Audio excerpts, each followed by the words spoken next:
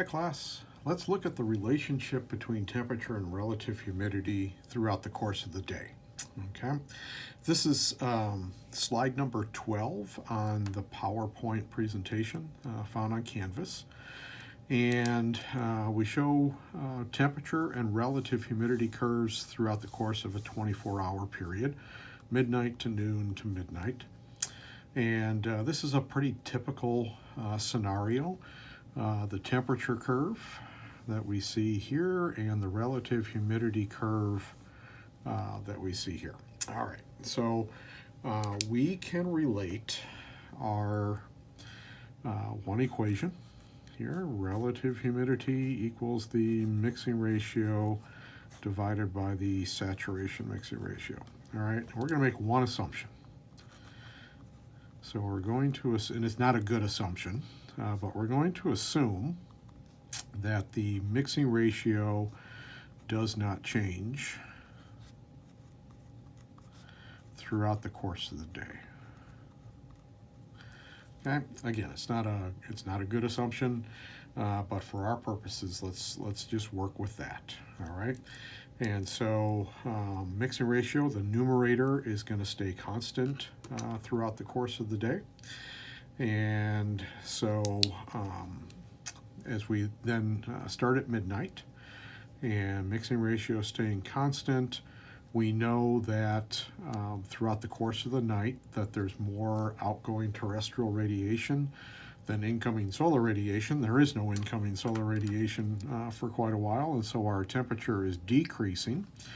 So remember that the saturation mixing ratio is related to the temperature. So as the temperature decreases, the saturation mixing ratio decreases. Okay, and I guess we can look at it this way, that the relative humidity at night. Okay, so again, if we make the assumption that mixing ratio is staying unchanged, okay, but our saturation mixing ratio, as the temperature decreases, the saturation mixing ratio decreases. Okay, and so as a result of the numerator staying unchanged, the denominator decreasing, that means that the relative humidity is going to increase, and that's what we see. Okay, relative humidity increasing throughout the course of the night.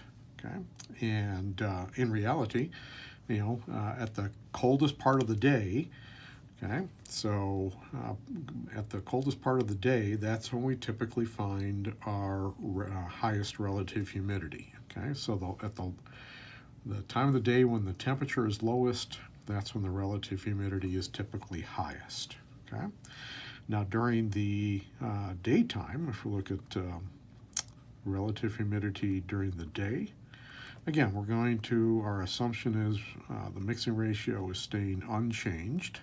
Okay. Our saturation mixing ratio, as we go throughout the course of the day, now incoming solar radiation is greater than outgoing terrestrial radiation, and so our temperature is increasing throughout the course of the day. And if the temperature is increasing, the saturation mixing ratio is increasing. If the temperature is increasing, the amount of water vapor that the air can hold is increasing. So we find that during the day, if the mixing ratio is staying unchanged, the temperature is increasing, therefore the mixing ratio is increasing. So our numerator is staying the same, our denominator is increasing, and the impact that that's going to have on relative humidity is our relative humidity is going to drop throughout the course of the day. Okay, and then in our example here again, around 6 p.m. or thereabouts, the outgoing terrestrial radiation becomes greater than the incoming solar radiation, so the air temperature starts to decrease. As the air temperature starts to decrease, the saturation mixing ratio starts to decrease, and therefore the relative humidity is going to increase. Okay, and so we find that there's an inverse relationship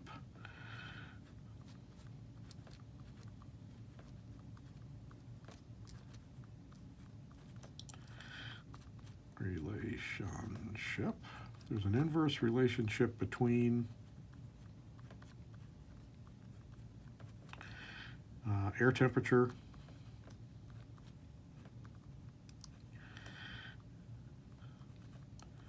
and relative humidity throughout the day.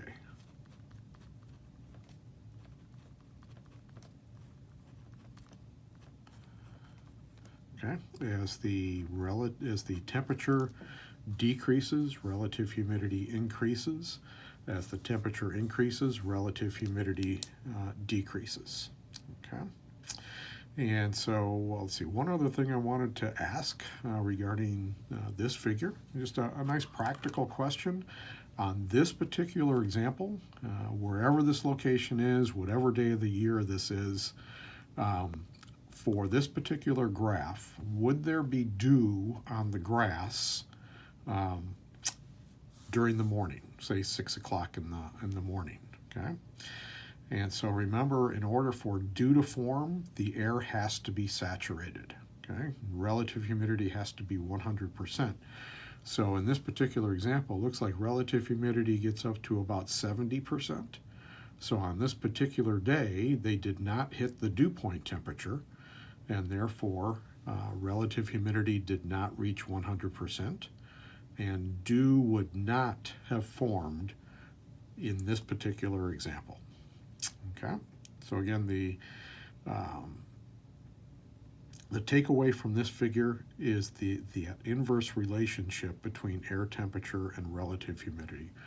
When air temperature goes up, relative humidity goes down. When air temperature goes down, relative humidity goes up. Okay. Oh, and I know the other thing I was going to say. So when do we find our highest relative humidity throughout the course of the day?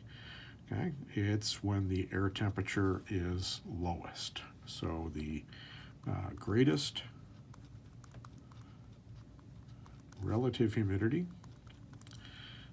occurs when the air temperature is at its coolest.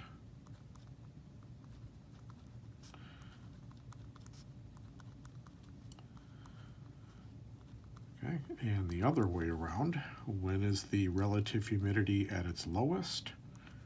Okay, so so the lowest relative humidity, okay, occurs when temperature is at its warmest. Okay. So typically your lowest relative humidities are mid to late afternoon, and your highest relative humidities are in the early morning hours when the temperature is at its coldest. Okay.